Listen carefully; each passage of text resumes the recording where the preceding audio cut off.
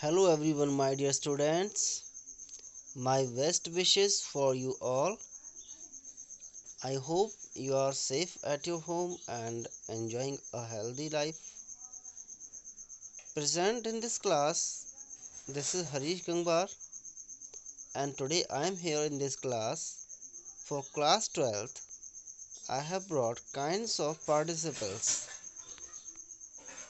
Since yesterday we have been learning the non-finites, and in this series we have learned infinitives.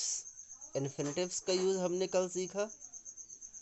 Infinitives क्या होते हैं, bear infinitive क्या होता है वो भी आपको बताया था। फिर जो नॉन फिनाइट्स का जो सेकंड टाइप है वो हमारा पार्टिसिपल्स है। तो हम पार्टिसिपल्स के बारे में सीखेंगे, what are participles and their kinds also, and after that their uses also. So many things we will learn today under participles. So let's move forward.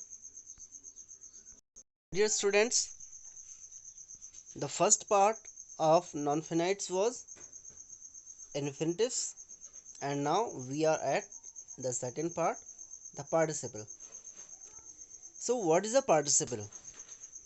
A participle does the function partly of a verb, partly not fully. Partly means आधा काम करता है verb का, and partly of an adjective, और आधा काम वो adjective का करता है। He is not does full work of verb and not full work of an adjective. इसके अलावा मैं आपको समझाऊं, जिस तरह से मैंने नॉन फिनाइट्स के बिगनिंग में ही समझाया था। I have told you that non finites are those verb who can be used with all subjects and in all tenses, जो हर सेंटेंस में, हर टेंस में और हर सब्जेक्ट के साथ यूज हो सकते हैं, उनका मीनिंग चेंज नहीं होगा, उनको हम नॉन फिनाइट्स बोलते हैं। जिसमें इन्फिनेटिव्स आप पढ़ चुके हैं, इसमें वर्ब की फर्स्ट फॉर्म से पहले टू लगता है, to go, to see, to walk, ये आप पढ़ चुके हैं। But this is participle, and participles are of different types. So here we read an interesting book. लेकिन यहाँ पर जो उन्होंने बोला है उसके अकॉर्डिंग देखिए आप, हम एक इंटरेस्टिंग बुक पढ़ते हैं। Read an interesting book. Now you see what which is the verb in this sentence. The verb is read. Understood? And what do we read? An interesting book. एक interesting किताब। तो यहाँ पर ये जो book है एक नाउन है, और इसको क्वालिफाई कर रहा है इंटरेस्टिंग। बुक कैसी है? इंटरेस्टिंग।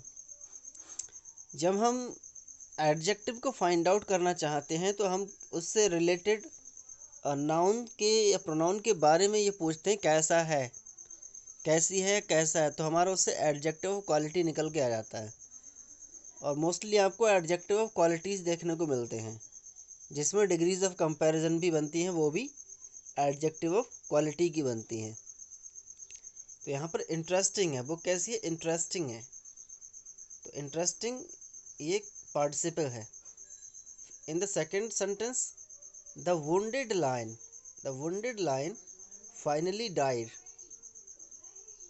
लायन कैसा है? वुंडेड यानी घायल। जो घायल शेर था फाइनली मर गया।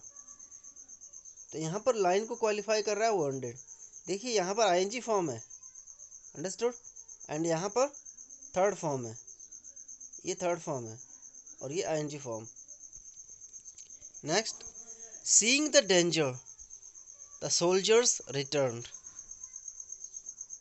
सीइंग द डेंजर यानी खतरे को देखकर। Now you see this verb,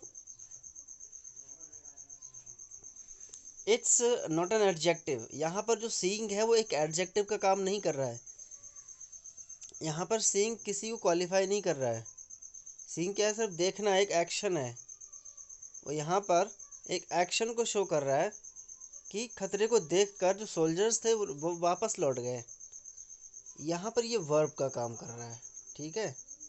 यहाँ पर ये वर्ब का काम करता है, और यहाँ पर इन दोनों सेंटेंसेस में इसने एडजेक्टिव का काम किया है, इसीलिए यहाँ पे लिखा हुआ है partly of a verb and partly of an adjective. He gave us the tin filled with sweets.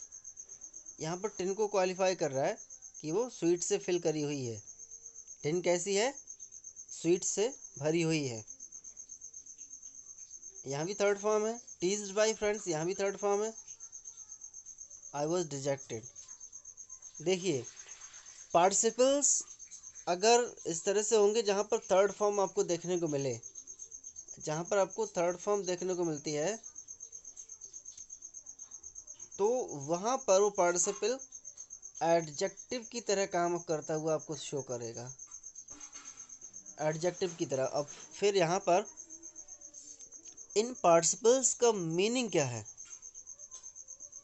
हुआ, लाइक फिल्ड विथ स्वीट्स, भरा हुआ, घायल शेर, इंटरेस्टिंग बुक। लेकिन यहाँ पर भरा हुआ और यहाँ पर सताया हुआ। अंडरस्टूड? एडजेक्टिव का मीनिंग यहाँ पर ऐसे आता है, in the above sentences the words interesting, wounded, seeing, filled and teased are formed from the verbs। जितने भी वर्ड्स हैं वो वर्ब से बने हैं, जिससे इंटरेस्ट से इंटरेस्टिंग, वुंड से वुंडेड, सी से सीइंग, फिल से फिल्ड, टीज से teased. They qualify nouns book, lion, soldiers, tin and the pronoun I as an adjective does. तो इतने ये सारे वर्ड हैं वो एडजेक्टिव की तरह काम कर रहे हैं। These words therefore function both as verbs and adjectives. They are called verbal adjectives or participles। तो इतने सारे जो वर्ड्स हैं उनको हम वर्बल एडजेक्टिव बोलेंगे, या फिर वर्बल एडजेक्टिव लंबा पड़ेगा बोलने में, तो क्या बोलेंगे directly? Participles. These are participles. Now look at kinds of participles. Now look, here are given two kinds of participles, present participles and another is past participle, but there are three kinds। यहाँ पर भले ही दो kinds लिखे हुए हैं, लेकिन जो participles हैं वो थ्री kinds के होते हैं, थ्री kinds of participles होते हैं। अंडरस्टूड? यहाँ पर दो kinds हैं, अभी आप इनको स्टडी करिए, तीसरा kind मैं आपको बताऊँगा।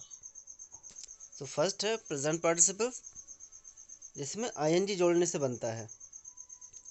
जहाँ वर्ब में आईएनजी लगी होगी तो वो प्रेजेंट पार्टिसिपल की तरह काम करेगा।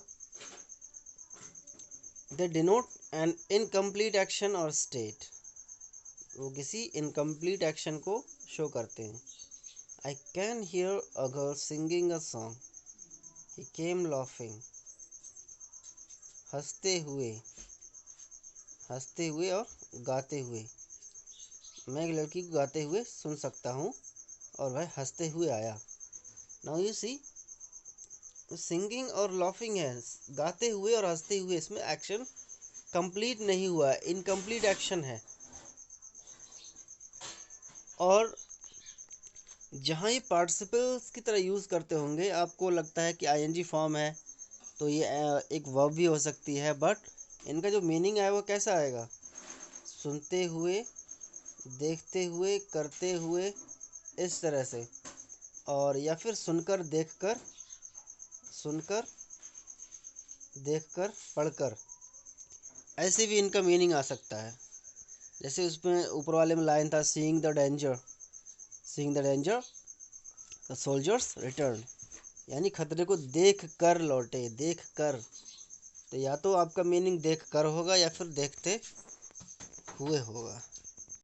Now here the second type, past participles, the participles that denote an action or state which is completed, जो एक्शन कंप्लीट हो चुका है, and hence no longer in process, और उसका जो प्रोसेस है, जो प्रोग्रेस है वो ख़त्म हो गया है, पूरी तरह फिनिश हो गया, आर कॉल्ड पास्ट पार्टिसिपल्स, तो उनको हम पास्ट पार्टिसिपल्स बोलते हैं। The past participle used as an adjective is passive if the verb from which it is derived is transitive. Such participles end in n, en और ed। यहाँ पर आप देखिए, इनको हम पास्ट पार्टिसिपल्स बोलते हैं, लेकिन जहाँ पैसिव में अगर इनका यूज किया जाता है, अगर ट्रांजिटिव वर्ब है, ट्रांजिटिव वर्ब से लिया जाता है और पैसिव में इसका यूज किया जाता है, तो इनकी एंडिंग कैसे होगी? या तो ई एन से, एन से, या फिर ई डी से, या लास्ट में ई होगा। इस तरह से, जिस तरह यहाँ पर क्या है, we saw the trees laden with mangoes. यहाँ पर ये जो लेडन वर्ड है ना, वो पैसिव में आया है, क्यों? ट्रीज लेडन थे किससे? मैंगोज से। मैंगोज ने उन पर लोड डाला, ट्री ने अपने आप लोड नहीं लिया, मैंगोज की वजह से उस पर लोड है, इसलिए ये पैसिव है। जो इफेक्ट पड़ रहा है वर्क का, वो इधर से है, इसलिए यहाँ पर पैसिव हो गया। He found the place abundant, और यहाँ पर जो प्लेस अबंडेंट है, अबंडेंट मीन्स वीरान, बिल्कुल सूना, खाली पड़ा हुआ, तो उसको अबंडन किसी ने किया है। वो प्लेस अपने आप अबंडन नहीं हुआ, कोई वहाँ से छोड़ कर गया, किसी ने उसको खाली छोड़ दिया, तब वो अबंडन हुआ। तो इसलिए यहाँ पर ये जो दोनों चीज़ें हैं वो क्या है? पैसिव में है। लेडन एंड अबंडन दोनों ही पास्ट पार्टिसिपल्स हैं। He could not make a voice heard, और वो अपनी आवाज़ को सुनने लायक नहीं कर पाया। लेकिन जो आवाज़ सुनी जाएगी किसी और के थ्रू सुनी जाएगी। जो हियरिंग का काम है वो कोई और करेगा, ये तो सिर्फ बोलने का काम करेगा, जिस तरह आवाज़ दूसरे को सुनाई दे। इसलिए यहाँ पर ये हर्ड जो है पैसिव में है। A burned child dreads fire. Burned child यानी जला हुआ बच्चा आग से डरता है। तो यहाँ पर जो बर्न्ट है वो भी किसी से जला है, यानी फायर से। एक्शन जो है वो फायर से हुआ है, इसलिए यहाँ पर पैसिव है। अगर एक्शन डायरेक्टली यहाँ से होता है सब्जेक्ट से, वी, ही, ए, तब हम उसे एक्टिव वॉइस बोलते हैं। और अगर एक्शन इधर यहाँ से होता है तो उसे हम क्या बोलते हैं? Passive voice.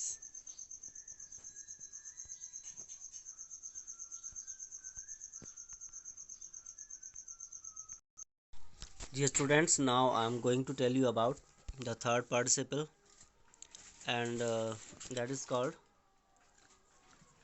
the perfect participle.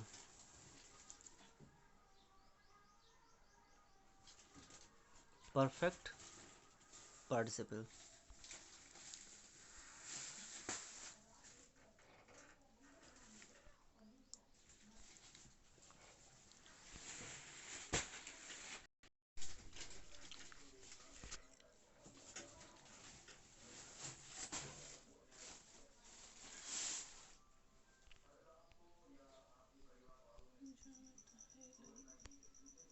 Perfect participle,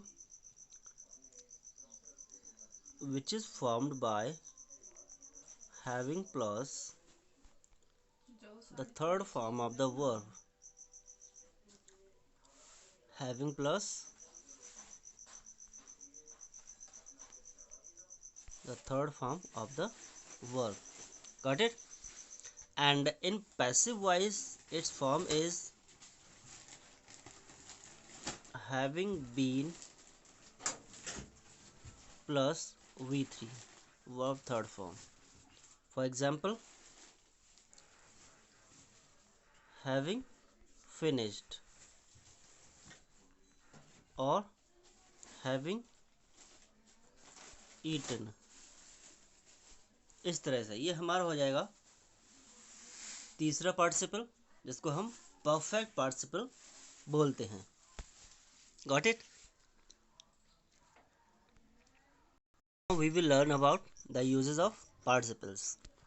So first of all, we learn the first participle, the present participle, and the present participle is used to form continuous tenses को form करने में, like the boy is jumping. यहाँ पर इसका use normally सिर्फ ing form की तरह हुआ है, like ing form only. And here the goldsmith was working and it is snowing. यहाँ पर सिर्फ ing फॉर्म की तरह यूज हुआ है, लेकिन पार्टिसिपल्स की तरह इसका यूज कहाँ हुआ है? यहाँ बी पार्ट में, to qualify a noun, noun को क्वालिफाई करने के लिए. I saw a sleeping lion. Here lion is sleeping.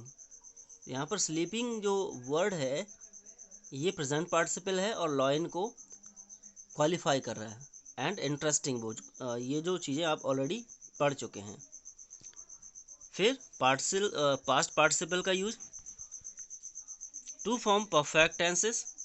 Perfect tenses में इसका यूज होता है as the third form. Already written to Rita has seen my work. Perfect tenses में use होता है इसका, क्योंकि सभी परफेक्ट टेंसेस में सिर्फ थर्ड फॉर्म ही लगती है. और इसका जो अगला यूज़ है वो ये है कि जितने भी पैसिव वॉइस के सेंटेंसेस होते हैं सभी में थर्ड फॉर्म होती है. Each and every tense of passive voice has the third form of the verb. Got it? But what is the difference between the third form and participle, past participle? यही third form है और यही participle है, लेकिन अंतर कहाँ है? जो थर्ड फॉर्म होती है उसका यूज सिर्फ परफेक्ट टेंसेस में या फिर पैसिव वॉइस में होता है, लेकिन जो पार्टिसिपल है वो किसी भी सब्जेक्ट के साथ यूज हो सकता है और किसी भी टेंस में यूज हो सकता है. Got it? Now B part, to qualify a noun, जो हम ऑलरेडी पढ़ चुके हैं.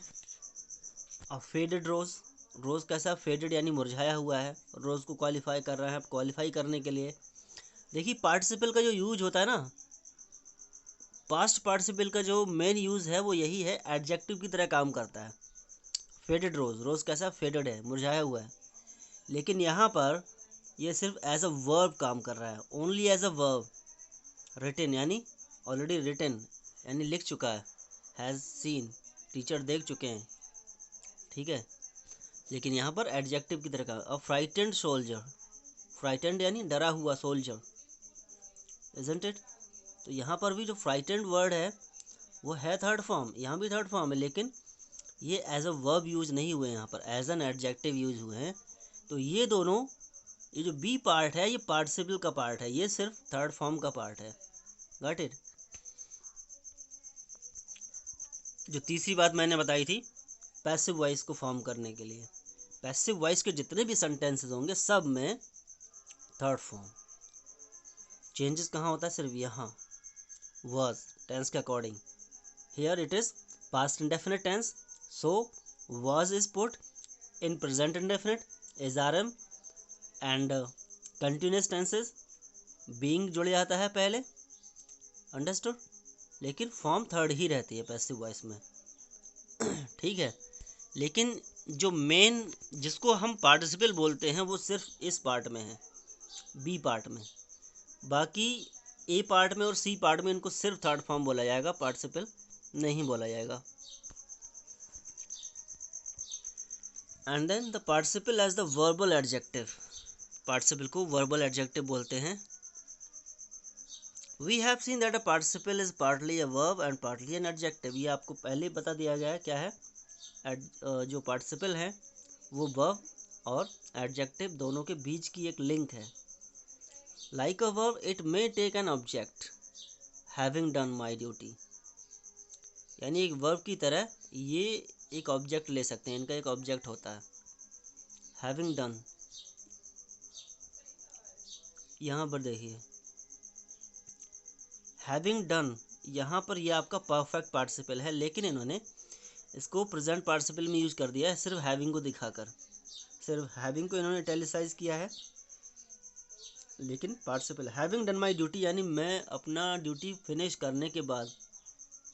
एक यूज मैं आपको इसका भी बताता हूँ। जो परफेक्ट पार्टिसिपल का यूज है, प्रेजेंट पार्टिसिपल का आपने यूज देखा, पास्ट पार्टिसिपल का यूज देखा, परफेक्ट पार्टिसिपल का यूज नहीं देखा है, मैं वो आपको बताने जा रहा हूँ।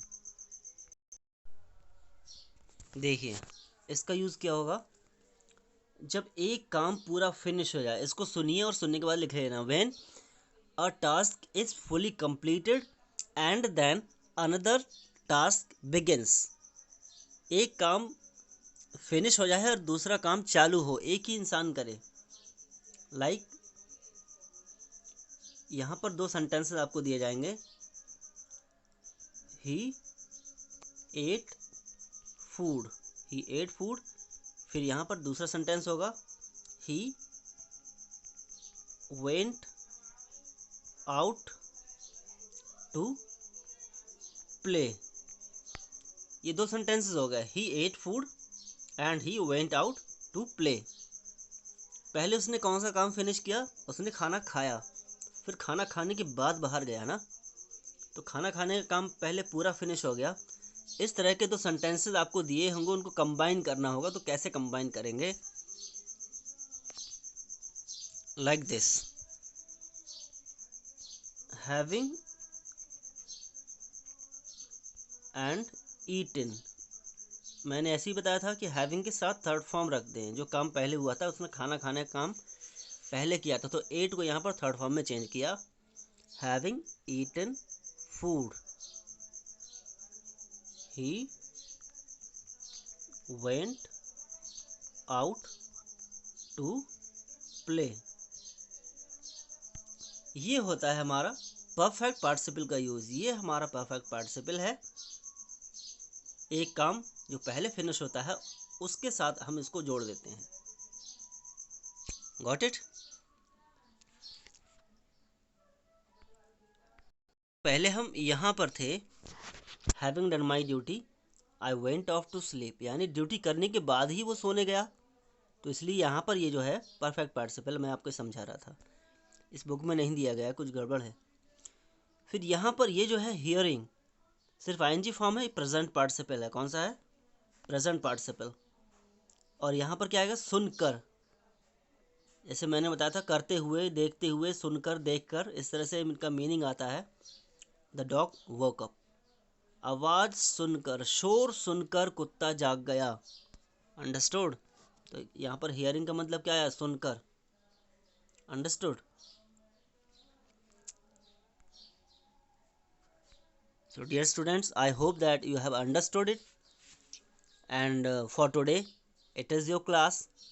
Understand the things easily. If you have any doubt and if you haven't understood, you can ask me personally. And thanks for watching the video. Have a wonderful day.